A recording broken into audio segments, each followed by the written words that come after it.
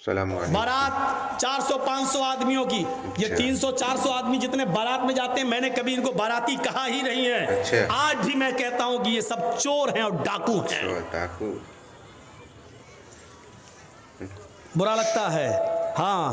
اللہ کے نبی نے فرمایا جب لڑکی والے کی ہاں، جب تم کھانا کھانے جاتے ہو لڑکی والے کے گھر، دخل سارقن و خرج سارقن، چور بن کر داخل ہوتے ہو اور ڈاکو بن کر نکلتے ہو۔ کون سی حدیث ہے جو تمہیں لڑکی والے کے گھر کھانے کی اجازت دیتی ہے؟ بتاؤ تو۔ میری بیٹی ہے، جرجیز صاحب کا کام یہ ہے کہ نکاح پڑھوایا جائے داماد کے ساتھ، اور بیٹی کا ہاتھ پکڑ کے داماد کو دعا دے کر رخصت کر دیا جائے۔ داماد کے ساتھ جو چلے آ رہے ہیں 100 200 500 آدمی، ان کو کھلانے کی ذمہ داری مولانا جرجیز کے اوپر نہیں ہے، شریعت نے نہیں دی۔ شرم نہیں آتی؟ کھاتے ہو تو لڑکی والوں کے گھر کھاتے ہو، کھانا چاہیے تو لڑکے والوں کے گھر کھانا چاہیے۔ ولیمہ کرو، کون منع کرتا ہے؟ ولیمے میں 100 آدمی کی دعوت کر رہا ہے، بارات میں 500 آدمی لے جا رہا ہے۔ ولیمہ کر نہ 500 نہیں 1000 کو بلا، ایک دن ولیمہ کر، دوسرے دن بھی کر، 20 دن ولیمہ کر، شریعت تجھے اجازت دیتی ہے۔ تجھے خوشیاں کر، لیکن لڑکی والے پر بوجھ مت بن۔ لڑکی والے نے 18 سال 20 سال پال پوس کر اپنی لڑکی بڑی کر کے تجھے دے دی، بہت بڑا کام کر دیا، یہ بہت بڑی قربانی دے دی، لیکن اس لڑکی کو لینے کے لیے بھی 500 آدمی جائیں، 400 جائیں، یہ چور جائیں۔ اور ڈاکو میں اس لیے کہہ رہا ہوں، وہاں جا گئے، ہاں بیٹھ گئے، معلوم ہے کہ اب بڑا نہیں کھلائے گا۔ کیوں؟ کیونکہ لڑکے کے باپ نے پہلے ہی کہہ دیا 400 لے کے آ رہا ہوں۔ جہیز میں 2-4 آئٹم کم دے دینا چلے گا، لیکن مہمانوں کی عزت اچھی کر لینا۔ ہمارے ساتھ جو 300 آدمی باراتی آ رہے ہیں نا، ان کی خاطری اچھی طریقے سے کر لینا۔ یہ بھیک مانگنے کی انٹرنیشنل اسٹائل ہے۔ صحیح بات ہے۔ مطلب جانتے ہو کیا ہوا؟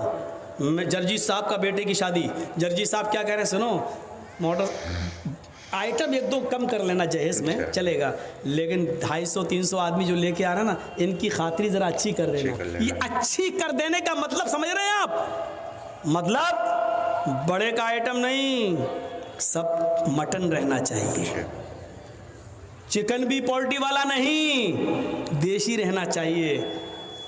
یہ بھیک مانگنے کی ایک نئی اسٹائل ہے، انٹرنیشنل اسٹائل۔ اور جو یہ کہتا ہے تو کتنا بڑا امیر بنا ہو، چاہے کتنا ساہوکار، مولوی جرجیز کہتا ہے تو انٹرنیشنل بھکاری ہے، جا، برا لگتا ہے تو لگتا رہے، تیرا امیر پن اور تیرا ساہوکاری پن میرے جوتے کے بوٹ کے نیچے نہیں سمجھتا تجھے کچھ، کیا کرے گا تو میرا کر لے۔ لڑکی والے پر بوجھ بنے گا، لڑکی والے کے ہاں کھانا کھائے گا، لڑکی والے کے ہاں بارات میں 250-300 آدمیوں کو لے کے جائے گا، لڑکی والے کے پر کوئی ذمہ داری عائد نہیں ہوتی ہے کہ وہ سب کو کھلائے۔ اس چیز کو ختم کریے سماج سے۔ اور انٹرنیشنل بھکاریوں کو دیکھیے، کون بائک دے دینا، میرا لڑکا 5 لاکھ کی دکان پہ بیٹھتا ہے، تو 50,000 کی بائک بھی نہیں دے سکتا؟ ابے کٹورا لے کے بھیک مانگنا۔ دروازے پر جرجیز کے جب کوئی لنگڑا آدمی آتا ہے تو 10 روپے دینے میں فخر ہوتا ہے کہ چلو پیروں سے معذور ہے، کمانے کے لائق نہیں ہے۔ ایک اندھا آتا ہے 100 روپے دینے میں اچھا لگتا، آنکھوں سے اندھا، کمانے کے لائق نہیں ہے، ان بیچاروں کو بھکاری سمجھ کر دے دیتا ہوں، یہ بیچارے کمانے کے لائق نہیں ہیں۔ دونوں ہاتھوں سے مضبوط، ہٹا کھٹا، موٹا تازہ تندرست امیر باپ کی بگڑی ہوئی اولاد، اور اپنے لڑکے کے نام پر موٹر سائیکل مانگ رہا ہے۔ ایمانداری کے ساتھ بتاؤ، اندھا لنگڑا لولا جو اللہ کے نام پہ 10-20 روپے مانگے وہ بڑا بھکاری ہے، یا جو اپنے بیٹے کے نام پہ بائک مانگے وہ بڑا بھکاری ہے؟ مولوی جرجیز کی نظر میں انٹرنیشنل بھکاری وہ ہے جو اپنے بیٹے کے نام پر بائک مانگ رہا ہے۔ تو انٹرنیشنل بھکاری ہے بے ایمان کمینے، تو اس بھکاری سے بڑا ہے جو لنگڑا اور لولا اور اندھا اور اپاہج ہے، تو اس بھکاری سے بڑا ہے، تو انٹرنیشنل بھکاری ہے۔ شرم آنی چاہیے، شرم۔ تو یہ چیزیں ہمیں اپنے سماج سے دور کرنے کی ضرورت ہے۔ حضرت عمر فاروق کے زمانے میں تو ایک ایک چیز پر نظر رکھی جاتی تھی، ایک ایک چیز پر۔ حضرت عمر رات کی تاریکی میں گشت کر رہے ہیں، اب دیکھیے، اچھا یہاں دیکھتا ہوں میں، بس میں نے دیکھ لیا ہے، اب سنیے، میری نظر میں آ گیا، میری آنکھوں نے فوٹو کھینچ لیا اس کا. اچھا. حضرت عمر رات کی تاریکی میں گشت کر رہے ہیں، ایک دروازے سے کے پاس سے گزرتے ہیں، اندر ایک عورت کے کراہنے کی آواز آتی ہے. اچھا. آگے بڑھتے ہیں تو سنتے ہیں کہ ایک عورت شعر پڑھ رہی ہے، اور شعر پڑھتے ہوئے کہہ رہی ہے، اگر مجھے عمر کے کیا سپاہیوں کا ڈر نہ ہوتا اچھا تو آج میں نضر ابن حارث کو اپنے گھر بلاتی اور آج میری چار پائیوں کی چولیاں بول رہی ہوتی. اچھا. مجھے عمر کا ڈر نہ ہوتا تو آج نضر ابن حارث سے میں اپنے جسم کی تسکین کر لیتی، نضر ابن حارث کو بلا لیتی اور میں اس کے ساتھ اپنا منہ کالا کر لیتی، اپنی چار پائی کی کچر مروا لیتی، اس کی آوازیں نکل جاتی. یہ عربی میں شعر پڑھ رہی تھی جس کا ترجمہ میں نے آپ کے سامنے رکھ دیا. حضرت عمر نے اس مکان کا نمبر نوٹ کر لیا، ذہن میں بٹھا لیا اور پتہ لگانے لگے کہ نضر ابن حارث کون ہے. یہ عورت نضر ابن حارث کو کیوں یاد کر رہی تھی؟ جب نضر ابن حارث کو بلا کر حضرت عمر کے پاس لایا گیا تو کیا دیکھتے ہیں کہ وہ تو بہت نیک آدمی ہے، بہت شریف آدمی ہے، بڑے عبادت گزار ہیں. پوچھا امیر المومنین نے، عمر فاروق نے، اے نضر، اس جگہ پر میرا گزر ہوا، وہاں ایک عورت رہتی ہے اس نام کی، مجھے بتاؤ کہ اس نام کی عورت سے تمہارا کیا تعلق ہے؟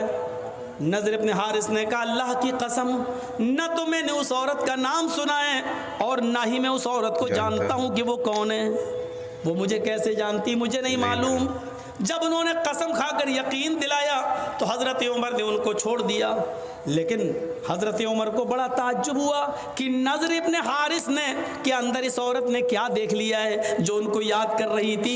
ایک طرفہ آگ لگی ہوئی تھی محبت کی اور کہہ رہی تھی کہ اگر مجھے عمر کا ڈر نہ ہوتا تو نضر ابن حارث کو میں اپنی چارپائی پر بلاتی اور آج میں اس کے ساتھ زنا کرتی، میں اس کے ساتھ منہ کالا کرتی.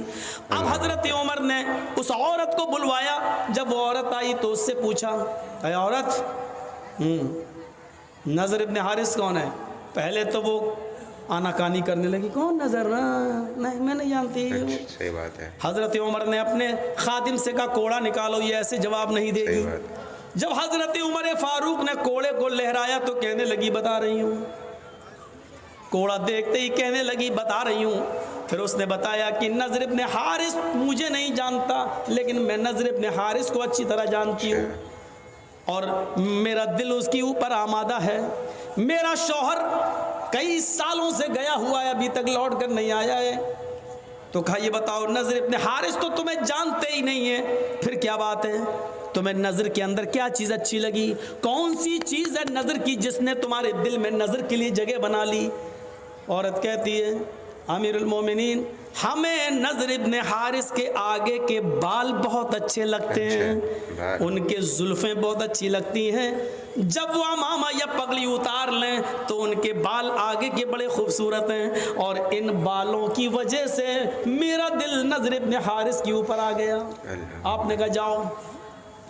اب نضر ابن حارث کو دوبارہ بلایا گیا. نضر ابن حارث جب دوبارہ آئے، امیر المومنین نے کہا، آئے نضر، پگڑی اتارو. نضر ابن حارث نے جب عمامہ اتارا، پگڑی اتاری تو کیا دیکھتے ہیں کہ ادھر کے آگے کے بال واقعی ان کے بڑے ہوئے ہیں.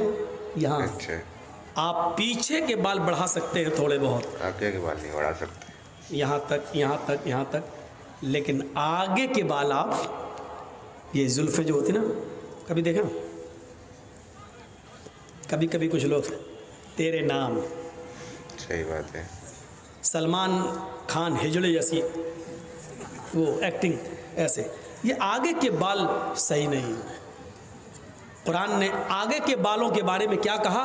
لَنَسْفَعًا بِالنَّاسِيَةِ، قیامت کے دن ہم ابو جہل کو پیشانی پکڑ کر گھسیٹیں گے اور گھسیٹ کر جہنم میں ڈال دیں گے. پیشانی، ماتھا تھوڑی پکڑا جاتا ہے، کوئی پکڑ کے دکھائے؟ پکڑ جائے گا نہیں. تو پیشانی پکڑنے کا مطلب یہ آگے کے بال, یہ بال پکڑ کر ابو جہل کو گھسیٹ کر اس کو جہنم میں ڈالا جائے گا قیامت کے دن. تو میرے بھائیوں, آگے کے بال, پیشانی کے بال رکھنا یہ ابو جہل کی نشانی ہے, ابو جہل کی عادت ہے. ابو جہل نے آگے کے بال رکھے تھے, اس لیے اللہ نے ابو جہل کے بالوں کا ذکر کر دیا. ہم اس کو آگے کے بال پکڑ کر, پیشانی کے بال پکڑ کر اس کو گھسیٹتے ہوئے جہنم میں ڈال دیں گے. یہاں میری آنکھیں فوٹو کھینچ چکی ہیں. اب سوچ لو کس کے بال محمد رسول اللہ کی طرح ہو, کس کے بال ابو جہل کی طرح. سوچ لو بھائی. تو نضر ابن حارث کے جب بال دیکھے تو کہا امیر المومنین نے, آئے نضر ابن حارث, تمہارے آگے کے اور سامنے کے بالوں نے مدینے کی عورتوں کو فتنے میں ڈال دیا, مدینے کی عورتوں کو خطرے میں ڈال دیا ہے. تمہارے آگے کے یہ ہپی کٹ بال دیکھ کر مدینے کی عورتیں اپنے آؤٹ آف کنٹرول ہونے لگی ہیں, اپنے قابو کھونے لگی ہیں. ادھر آؤ. نضر ابن حارث کو بٹھایا, پھر ایک باربر کو, ایک نائی کو بلایا, حجام کو بلایا, اور پورا اس طرح لے کر ان کے سر کے سارے بال گھونٹ ڈالے, گنجا کر دیا, ٹکلا کر دیا. کچھ ٹکلے ہمارے دیش کو بھی چلا رہے ہیں, بالکل بال اس کے الگ کر دیے ایک دم. نضر ابن حارث نے کہا اگر میرے بال دیکھ کر دوسرا فدا ہو رہا ہے تو اس میں میری کیا غلطی ہے, میں نے تھوڑی کہا تھا. امیر المومنین کہتے ہیں غلطی تمہاری ہے, تم نے آگے کے اتنے اچھے بال رکھے ہی کیوں ہیں؟ نہ یہ بال رہیں گے اور نہ تمہاں سے لڑکیاں فتنے میں پڑیں گی. بال ہی کاٹ دیے اور ان کے سر پہ اب امامہ باندھ دیا. خدا کی قدرت دیکھو, پہلے وہ کم خوبصورت لگ رہے تھے, بال کاٹنے کے بعد, ٹکلا کرنے کے بعد جب امامہ باندھا تو اور خوبصورت لگنے لگے. اب مدینے کی ایک لڑکی ان پر فدا ہوتی تھی, بال کٹنے کے بعد, امامہ باندھنے کے بعد 10 لڑکیاں ان کے اوپر فدا ہونے لگی. حضرت عمر نے کہا یار یہ تو معاملہ ہی عجیب ہو گیا, الٹا ہو گیا. میں تو بال کاٹ کے بھی صحیح نہیں کر پایا, پہلے تو ایک لڑکی مر رہی تھی, اب تو 10 مرنے لگی. تو کہا میرا کیا قصور ہے؟ کہا تمہارا قصور نہیں ہے, لیکن تمہیں اب مدینے میں رہنے کی اجازت نہیں ملے گی. تم جب تک مدینے میں رہو گے تو مدینے کی لڑکیاں فتنے میں مبتلا ہو جائیں گی, اس لیے ساری لڑکیوں کو تو مدینے سے نکالا نہیں جا سکتا, تمہیں ہم مدینے سے نکال رہے ہیں. کہا امیر المومنین مدینے سے نکال کے آپ جہاں بھیجیں گے وہاں کی لڑکیاں فتنے میں پڑیں گی. صحیح بات ہے. کہا کہ میں ایسی جگہ تمہیں بھیج رہا ہوں جہاں مسلمان نہیں ہوں گے, ہم تمہیں عیسائیوں کی بستی میں بھیج رہے ہیں اور تمہارے اوپر یہ ذمہ داری ڈال رہے ہیں کہ تم وہاں جا کر دین کی تبلیغ کرو گے, دین کی دعوت دو گے, دین کا پیغام پہنچاؤ گے. وہاں رہنے کے بعد اگر کوئی اسلام لے آتی ہے اور اس کے بعد تم سے شادی کرنا چاہتی ہے تو شادی کرنے میں کوئی حرج کی بات نہیں ہے, کم سے کم مدینے کی لڑکیاں تو فتنے میں محفوظ رہیں گی فتنے سے. نضر ابن حارث کو دوسری کنٹری میں بھیج دیا, دوسرے شہر میں بھیج دیا اور ذمہ داری دے دی کہ اتنے مہینے میں, اتنے دن میں اتنا کام, اتنا دعوت, اتنی تبلیغ کر کے اور پوری ایک لسٹ بنا کر ہمیں بھیجو. جب دن بھر کام ہی میں رہو گے اور پھر یہ عیسائی ہونے کی وجہ سے شاید مسلمان سمجھ کر تم سے پیار ہی نہ کریں, اس لیے تم ان سے دور رہنا اور تم بھی اور ان کے فتنے میں مت آنا. تو میرے پیارے ساتھیوں, حضرت عمر یہ کرتے تھے, ایک کے بڑے بال دیکھے تو اس کو بھی کاٹ ڈالے. ہمارے سماج کے اندر ابھی کوئی لڑکا کسی لڑکی کو لے کر بھاگ جائے, پنچایت بیٹھ جائے گی, دوسرے دن مکھیا آ جائیں گے, سرپنچ صاحب آ جائیں, صاحب تیرا لڑکا اس لڑکی کو لے کے بھاگا, ہاں کیا ہو, 2 لاکھ روپے جرمانہ دو, اس کی لڑکی کی زندگی بیکار ہو گئی, بیچاری بدنام ہو گئی, یا اس لڑکے کے ساتھ اب نکاح کرو, چلو یا تو نکاح کروا دیا جائے گا یا جرمانہ متعین کر دیا جائے گا. جس طرح لڑکا لڑکی کو لے کے بھاگ رہا ہے اس کی پنچایت تم بٹھا دیتے ہو. سماج کے اندر کسی کے آگے کے بڑے بال ہیں, کتنی پنچایتیں بٹھائی ہیں. شراب کوئی پیتا ہے سماج کے اندر, کبھی پنچایت بٹھائی ہے. نماز نہیں پڑھتے ہیں لوگ, مسجدوں کے سامنے چائے کی ہوٹلوں پہ بیٹھے رہتے ہیں, ان پنچوں نے کبھی بیٹھ کر ان بے نمازیوں کے لیے کوئی میٹنگ کی ہے؟ نہیں. میرے بھائیوں, سماج کا ایک بڑا حصہ ہے, آپ کو یہ کرنا پڑے گا. صحیح بات.